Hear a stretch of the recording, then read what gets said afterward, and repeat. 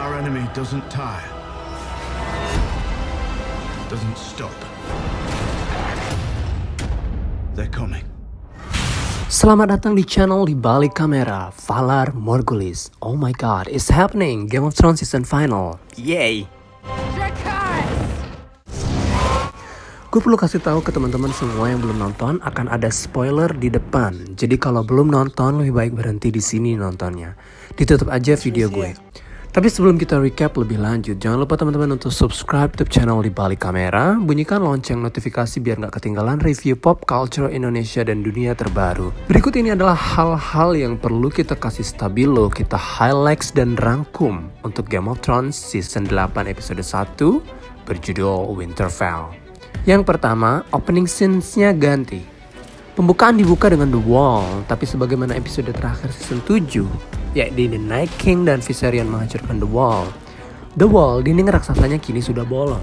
Kemudian ada lokasi baru bernama Last Heart, markas salah satu bagian The North yang setia pada keluarga Stark. Setelah itu kita akan dibawa ke Winterfell, namun berbeda dengan opening scene 7 season sebelumnya. Opening scene Winterfell menyajikan hall utama yang biasa dijadikan tempat meeting Stark.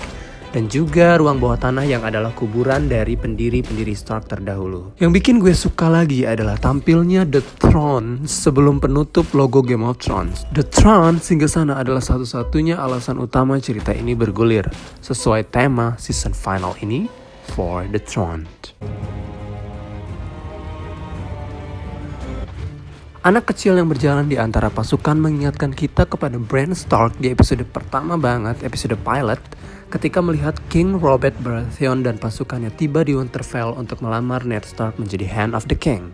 Ditambah dengan music scoring yang dipakai sama persis, kita berasa diajak nostalgia di masa-masa indah saat itu sebelum George R.R. Martin membantai satu demi satu karakter favorit kita. Kemunculan Lyanna Mormont. Your Grace. Who doesn't like her? Our little lady is now a teenager dengan wajahnya yang selalu resting bitch face dan kelihatan pintar. Lady Lyanna mewakilkan apa yang dirasakan semua rakyat The North yang kecewa. Jon Snow, the king in the North yang diangkat mereka melepas gelar rajanya dan menyerahkan tampuk kekuasaan ke Daenerys Targaryen. Walau mungkin ada beberapa klan yang gak mau bergabung dengan Daenerys, rakyat masih percaya dan setia kepada Jon. Lagi pula, alasannya sangat masuk akal, apalagi kalau bukan untuk mengalahkan White Walker. We named you King in the North. Gesekan antara Sansa Stark dan Daenerys Targaryen.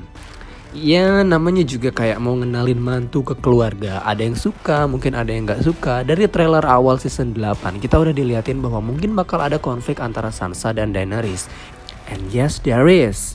Tentunya konflik antara keduanya membuat drama fantasi ini, terutama season final, bakal jadi lebih seru.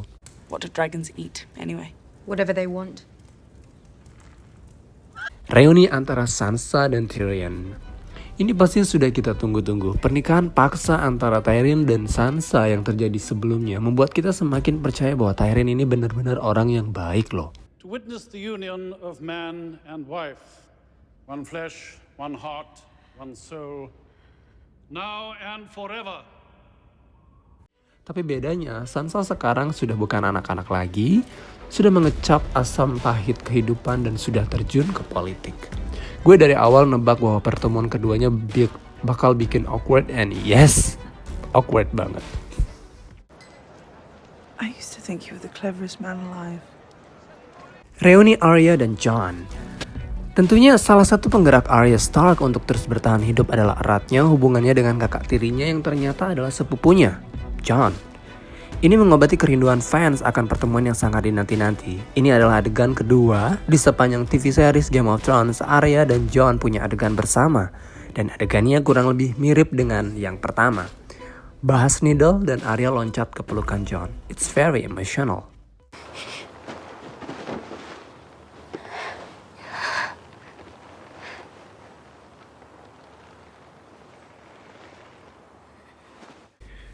Kedatangan The Golden Company. Akhirnya The Golden Company, tentara bayaran Cersei Lannister, tiba di King's Landing atas bantuan Euron Greyjoy. Walau ada beberapa kekecewaannya seperti tidak datangnya gajah-gajah yang diinginkan untuk perang, I wanted those elephants. Cersei tetap menghargai usaha Euron Greyjoy dan mendapatkan apa yang diinginkannya. I was was hoping we could talk in private. After the war, that was our agreement. Wars sometimes last years. You want a whore, buy one. You want a queen, earn her. Bronn dibayar Cersei untuk membunuh Tyrion. The Queen Justice mungkin akan terjadi lagi, mungkin loh ya. Karena Qyburn dengan perintah Cersei membayar Bronn untuk membunuh Tyrion menggunakan panah yang sama yang digunakan Tyrion membunuh ayahnya sendiri. Kita semua tahu bahwa Bronn lah yang menyelamatkan Tyrion ketika Tyrion diculik oleh Catelyn Stark ke Vale dan meminta the trial of combat. Do I have a volunteer?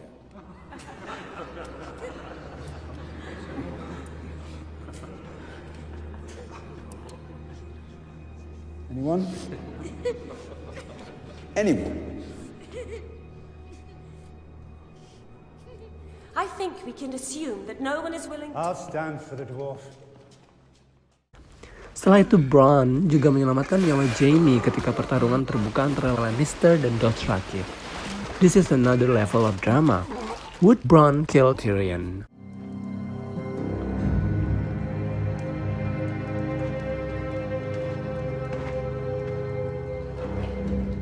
Yara diselamatkan oleh Theon Greyjoy. Sementara Euron Greyjoy di King's Landing, Yara yang dari awal diculik di kapal oleh pamannya sendiri diselamatkan oleh Theon. Theon seolah ingin mengobati kesalahannya ketika kabur dari pertarungan dan juga mengingatkan kita kembali ke season sebelumnya ketika Theon diculik oleh Ramsay Bolton dan Yara dan pasukannya berusaha menyelamatkannya. You're my queen. I go where you command.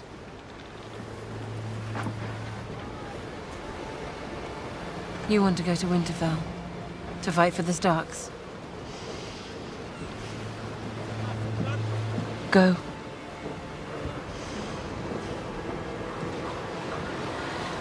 What is dead may never die. What is dead may never die. Jon akhirnya naik naga. As predicted, Jon menaiki salah satu naga Daenerys. Tepatnya si naga hijau. Naga yang diberi nama setelah nama ayahnya, Rhaegar Targaryen. Adegan ini mengingatkan gue akan adegan ketika Harry Potter naik Hippogriff, but skip Harry Potter, we don't want to include him in this video. But anyway, di sini diperlihatkan tanda-tanda dragon yang sepertinya bereaksi terhadap Jon kayak I know you're a Targaryen, bro.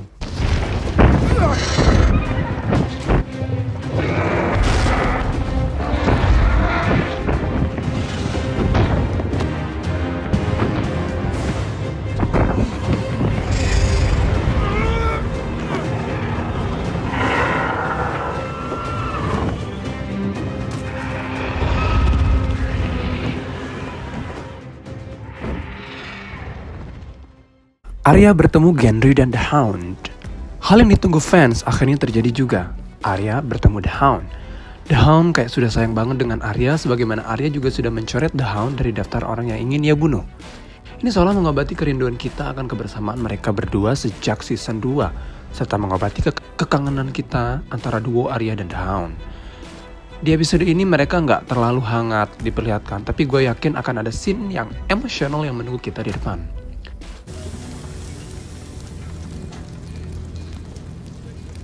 You're a cold little bitch, aren't you? Guess that's why you're still alive.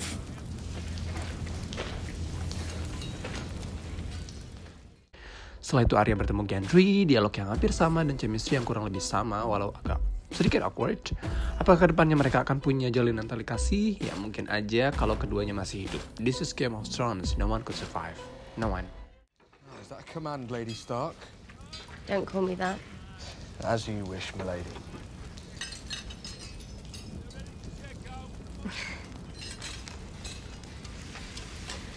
Here's my wish. Can you make it?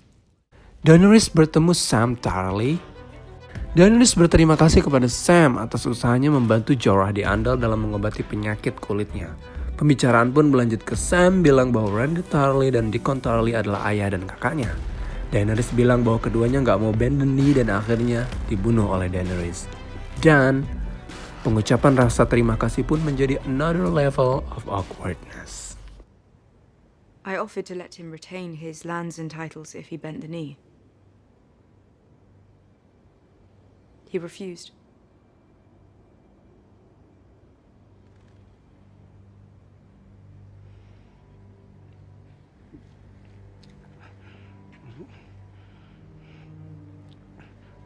At least I'll be allowed home again, now that my brother's the Lord. Your brother stood with your father.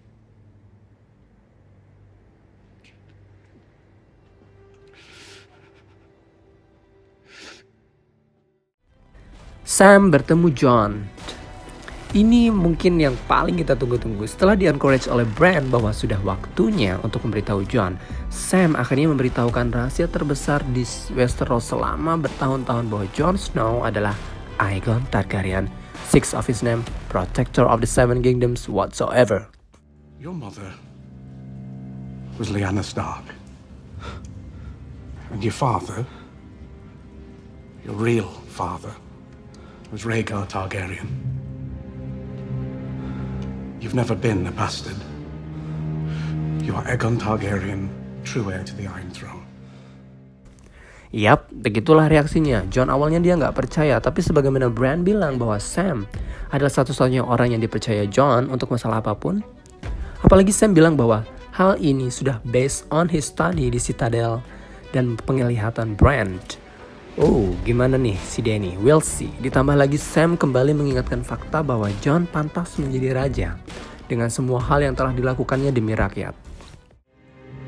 My father was the most honorable man I ever met. You said he lied to me all my life. Your father, Ned Stark, he promised your mother he'd always protect you. And he did. Robert would have murdered you if he knew. You're the true king. Daenerys is our queen. She shouldn't be. That's treason. It's the truth. You gave up your crown to save your people. Would she do the same? Tanda The White Walker. Biar gue ingetin lagi, tanda ini sudah dimunculkan kepada kita semua di 10 menit pertama, episode pertama, season pertama. Dan sekarang kita diingatkan lagi mengenai tanda White Walker ini. Di akhir episode, Ned Amber dibunuh oleh The White Walker dengan scene yang hampir mirip dengan episode pilot. Anak kecil ini bernama Lord Ned Amber yang tinggal di Last Hearth, benteng terdekat dari The Wall, ditampilkan untuk merepresentasikan adegan ini. If the horses last, we'll get there before the dead. We just have to hope the Night King doesn't come first.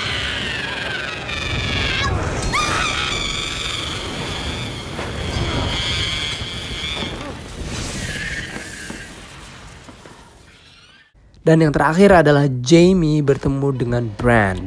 Another level of awkwardness di adegan penutup episode ini. Jaime yang mendorong Bran sampai jatuh dan memicu konflik antara Stark dan Lannister tentunya akhirnya bertemu dengan Bran yang sudah menjadi Three-Eyed Raven. He knows everything, he remembered everything. What will happen to Jaime ketika anak dari pria yang dibunuhnya sehingga dia punya title Kingslayer, yakni Dany, juga ada di Winterfell?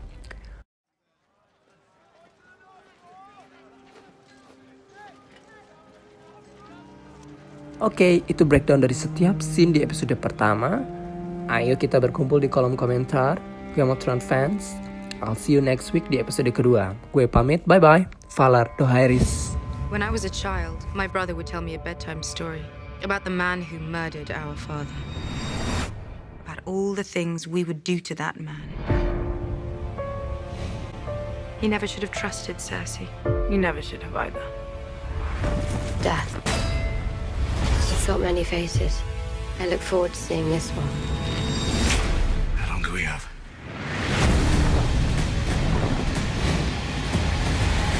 Before the sun comes up tomorrow.